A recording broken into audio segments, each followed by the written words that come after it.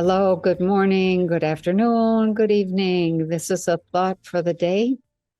And this thought comes from, once again, The Dance of the Dissident Daughter by Sue Monk Kidd.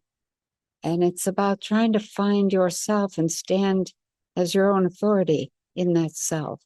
Whether you're male or female, it's quite the journey.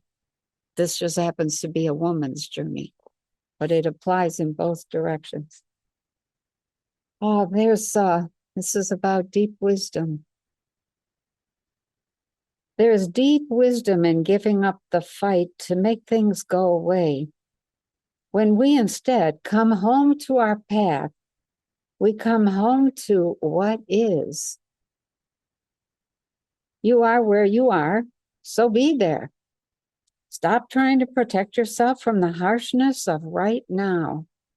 Fleeing into a long illusion or fabrication about how it's going to be one day. That's a way of avoiding the here and now truth of our lives. Women who want to be grown-up women will have to come to a blatant self-acceptance. I think the wise woman, if she had appeared, would have said, don't try to leap over yourself. Just accept what is and be with it.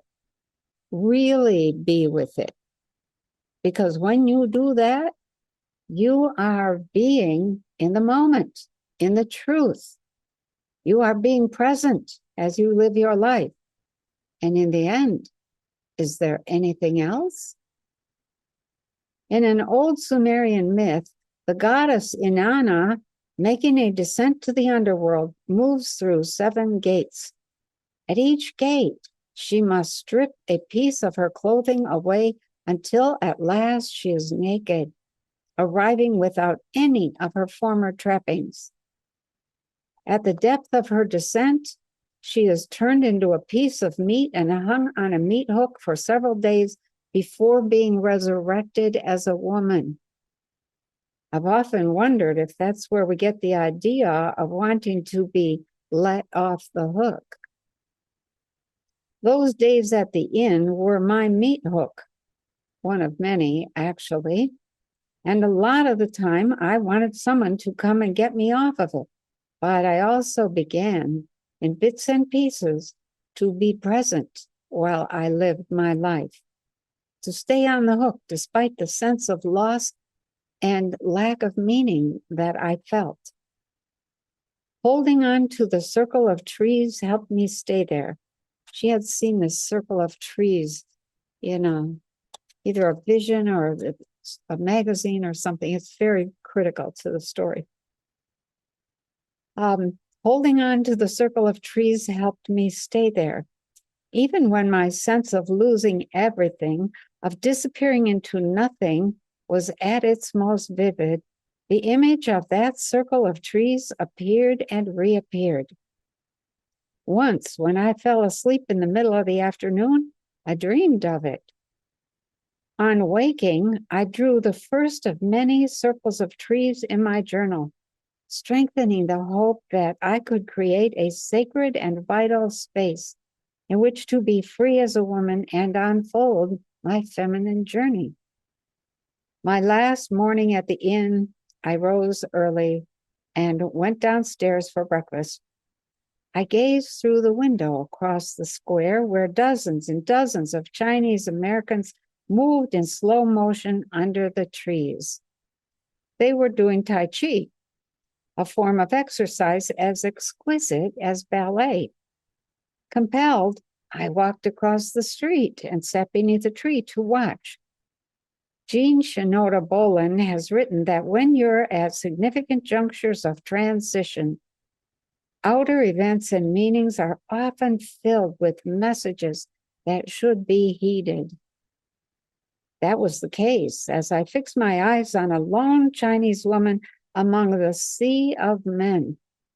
A striking elderly woman. She had deeply wrinkled skin and long graying hair that had slipped partially from its coil. The group was copying the movements of a leader out front, following them with rigid exactness. But with bold improvisations all her own, the old woman ignored the rest and moved spontaneously to a soundless music inside herself. Wildly out of sync, she danced her own dance and no one else's. This woman has heard the flute, I thought, and for the first time during that interval of pain, I smiled. I watched until the class had finished and she had gone. What was it about her? I suddenly realized that she reminded me of the old woman in my dreams, the one who'd come with the snake-twined walking stick, bidding me to find my own feminine path instead of a male-defined way. I remained sitting there a long while. For days, my thoughts and feelings had been like shards of glass, flying in all directions. But now they came together, forming something solid and singular, an unimpeachable knowing. What I was experiencing was okay. I was okay feeling it and moving to the soundless music inside, even when that music became a symphony of pain, was necessary and beautiful. An energy rose in me from down under, the kind of energy that sends flowers and grass through cracks in the driveway.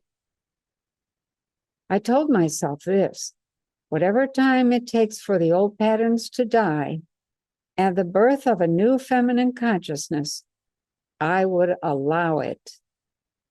I could not forfeit my journey for my marriage or for the sake of religious acceptance or success as a Christian writer. I would keep moving in my own way to the strains of feminine music that sifted up inside of me, not just moving, but embracing the dance. I knew that by being here in my solitary descent, I had already begun to create a circle of trees and that I would go on creating it. As you go through your day, do you have a clearing in your circle of trees? Trees are the symbol of being, of family, of connection, of rootedness, of reaching for the sky.